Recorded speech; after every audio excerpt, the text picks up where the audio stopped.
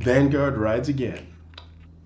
Now, recently I watched a debate, and I'm not the biggest fan of debates, but we'll get into that later. The debate was between a content creator I've watched for a long time, and I guess you can say almost three other people, but really it was between two content creators. One I've seen a lot and I've watched very often, and another one that I don't know much about, but seems to be your, in my opinion, your run-of-the-mill self-improvement guru type. So, the content creator that I know, that I've been watching for a while, is Coach Greg Adams. Now, Coach Greg Adams basically has a very specific belief. He believes that much of society and entertainment and media has sort of had a word they'd use in this space is gynocentric kind of alignment. And he believes this is the entertainment, the law, lots of things about our society are organized in a way in order to appease women. And he believes that the secret to happiness is deciding that you are going to go your own way and make your own happiness and stop seeking happiness through relationships and doing things for women. He calls this philosophy the free agent lifestyle. Now, I barely got into it. I just went over the surface level stuff. There's a lot more to it. Like, actually, we'll wait. We'll wait till the latter point of this video before I get into certain aspects of his philosophy. Now, the person that he had the most heated interactions with on this podcast that he was on was this guy named Hafeez, and Hafeez's philosophy was very interesting to say the least. Hafeez is an interesting guy, that's all I'll say. He's like, he has this clothing store called The Standard. He seems to be very religious, at least seems to be. That's a key word here, seems to be. And he's all about self-improvement and men doing the best to, improve themselves. And then, you had the other people like Adam who host the SOS podcast, and then there was this girl named Natalia who kind of does like the reading of like super chats and helps the show run along. But one of the most interesting people there, and I say this because Coach Greg is not all that interesting to me. Not because I have anything against Coach Greg, it's because I've been watching him for such a long time. So anything he's gonna say on that show, I already know, and I've probably heard him say it like 1,000 times. I know him like the back of my hand at this point. I've been implementing a lot of the things he talks about in my life. Some of it successfully, some of it not. And then when I say some of it not successfully, it's not because his philosophy doesn't work. It would be because I just either didn't go all in and implement it, but the few times I have, like his classic monk mode idea of in which you just focus on your craft and focus on self-improvement and do away with relationships and entanglements. And when I say relationships, not even your friendships kind of have to take a back seat and you just work on improving yourself. I did do that, and it did put me in a much better place. It made my life a lot better. And his idea that stop worrying about it's kind of like a stoicism thing. Everything is your fault, some way or in some way, shape, or form. It is your responsibility, and you might even had something to do with putting yourself in that situation. So there's nothing left to do but to get yourself out of it, rather than worrying about what led you to it, who did this, who did that. It's dumb. Just get yourself out of the situation. So anyways, the most interesting person there, I went off on a tangent, was this Allie Ray character who used to be a nurse and then went on to OnlyFans and is married and has kids, like teenage kids. And I found this very interesting because they were kind of touting her as the anomaly. Like she's someone who many people talk about, these like OnlyFans women, and talks about the general chaos of their lives and like that they're not marriage, they're not wife material, that kind of stuff. But then you have this woman who apparently is wife material and has kids and stuff. But we'll get into all that later because I have some things to say about that. So anyways, Hafeez of the Roommates got cooked, barbecued, and eviscerated, absolutely destroyed like a liberal snowflake by Coach Greg. I'm telling you, man, it was insane. Yeah.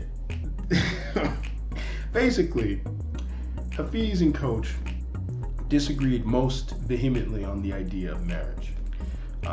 Coach is of the opinion that getting married is probably one of the worst things you can do, because he believes like it's slanted in a woman's favor, especially if you have children with her. You get married to her, you have kids with her, and then she uses the legal system to take your children away from you, divorce you, and can even get some of your money depending on how successful you are as a man.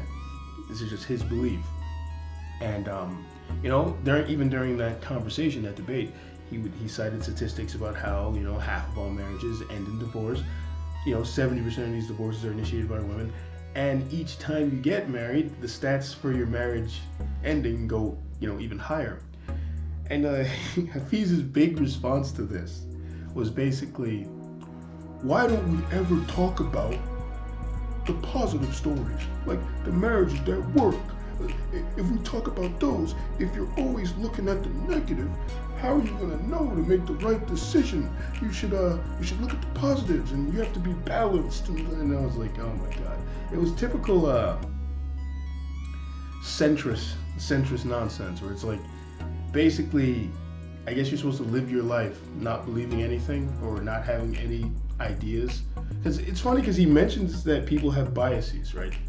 But then he starts talking as if you're supposed to live without biases, and he has none. And I do agree you're not supposed to let your biases command your life, but you're gonna have biases. You can't help it.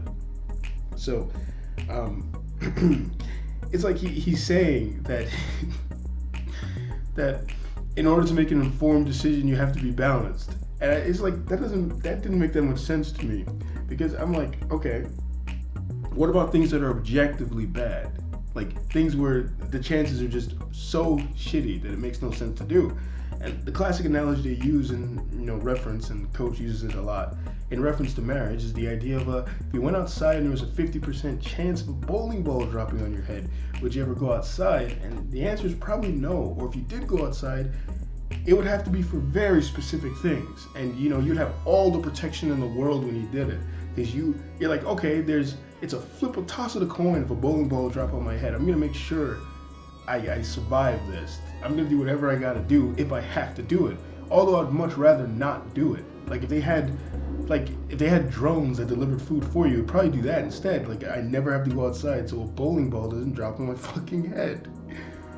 Oh Jesus. Or you would drive around in an armored car or something. Some shit like that. So when Hafeez talks about how you should have a balanced view and do something, and then do your absolute best to make it successful because there's risk in everything. I'm like, yeah, there's risk in everything, but the amount of risk you undertake depends on the reward. So if you're gonna take a risk, usually it's because the reward is higher than the risk. You're not going to take a risk when the reward is not all that. It's like, no, you're gonna take a heavy risk. Or if the risks are like equal, right? If you're that kind of crazy, you might do that. But if there's more risk, like if the idea is if I get married, I can lose everything I have, I can lose my children, I have to spend years trying to build myself back up. It's like, what? And then the reward, as Coach would say, what reward would you really get from being married? Beyond maybe a few tax breaks and that kind of thing, I guess. And I mean, if you marry a woman, I guess, of similar wealth to you, you guys can combine your resources and probably get, richer. But then therein lies another problem, because the more educated and successful a woman is, the more likely, like the stats go up, that she will initiate divorce. So it's like that you're undertaking even more risk if you choose a woman who's of similar stature to you. So that is hilarious. But yeah, basically, and the funniest part of the debate, I think, is when Hafeez starts talking about orienting yourself with God and that kind of stuff, and your choices should be oriented with God, and he's using the Bible to support his idea on marriage. And Coach is not a very religious guy. He kind of made himself sound like an atheist, right? I didn't know I don't know if he is an atheist. I'm not sure. It sounds like he didn't want to get into his spirituality, but he talked about how there is no God in marriage, which, yes, is obvious. It's very obviously true. There's no the state-funded idea of marriage as it exists in America, at least right now, has nothing to do with God, nothing to do with religion. It's a state-funded operation. Like a lot of people don't even see priests often anymore. It's like, come on, like this whole God talk. It's like, and the thing is, I'm not even I'm not the most religious person, but I am a very spiritual person. I've read a lot of different sources of religion and faith and that kind of thing. So like my view on God is less, let's say, aligned to typical Abrahamic text. Like I have a much more esoteric view on God and the afterlife and that kind of thing. Actually, I don't even believe in the afterlife, but let's not even get into that. So I'm not even a non-religious person. But hearing Hafeez's argument, I was like, this is the most asinine argument I've ever heard. Because Hafeez at one point was talking about how he's like seemingly trying to demonstrate that everything good comes from God, right? So he's like, oh, there's like a passage in the Bible that talks about like the knowledge of how to tow a field, to toil with a field, it comes from God, and this comes from God. But it's like, if you've read enough philosophical texts, not even religious texts, philosophical text, this is an age-old debate in which great thinkers have thought to themselves, why must we attribute everything good that humans do to God? Why can't humans just have, good qualities and wisdom that comes from within? Why must we attribute something to this higher power? Why can't it just be us? And like, this is an interesting idea to me because part of my belief system is I believe in that we're like aspects of God in a way, So it's like his argument made no sense. He wasn't arguing from a very logical place. He just threw religion in there, and he felt like it seemed like he thought he was saying something, and I was just like if I was there, Coach didn't really, and we're gonna get into why Coach probably didn't later, but Coach didn't really eviscerate the argument as much as I would have. Like that would really piss me off because one thing I hate is whataboutism. I hate when I make a point and someone makes a point that they think counters my point, but it almost has nothing to do with it. Like it's like they're just saying something that exists alongside the thing I said. I don't know how to explain that. It's like two things can be true, and people will often think they're countering you, but they're not. They're just saying something else that is unrelated.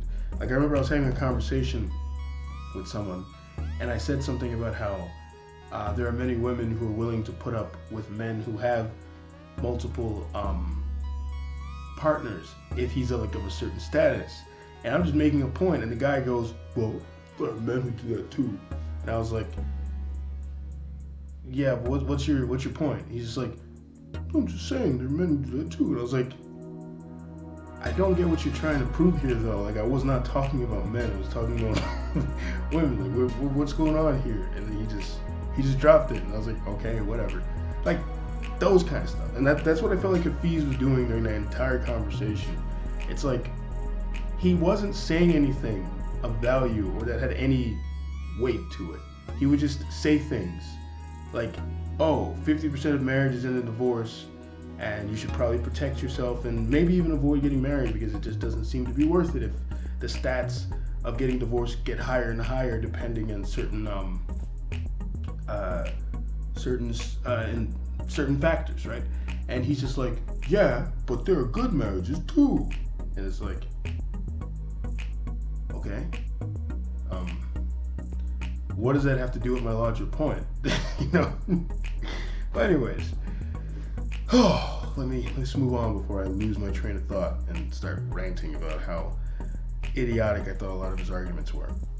Now, I watched a stream that Coach made after this, and it seems to indicate that this may have been a setup, because the thing is, right,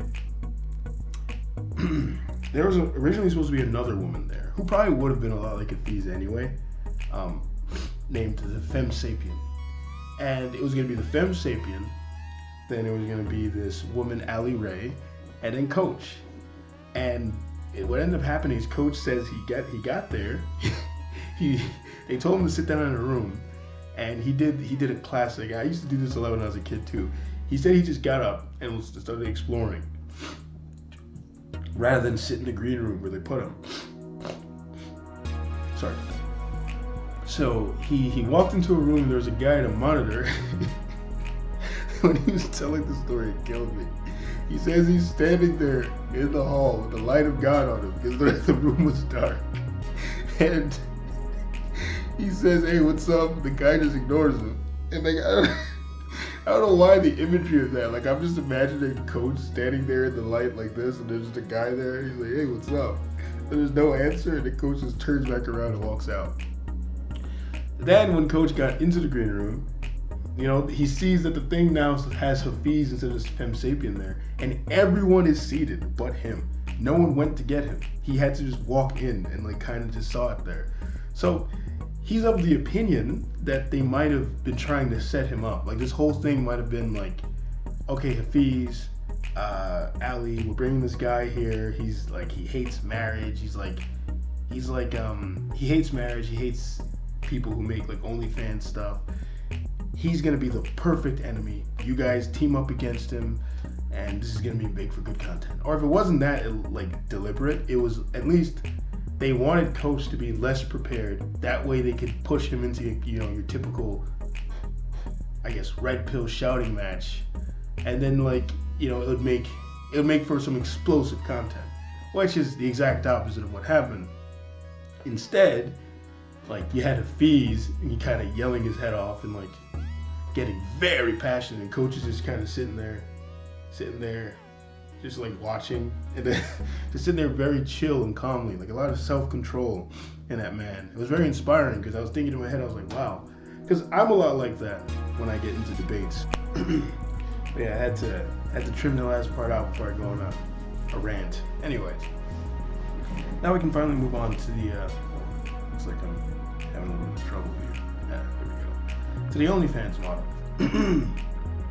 Now, the interesting thing about her is I don't think she's that much of an anomaly.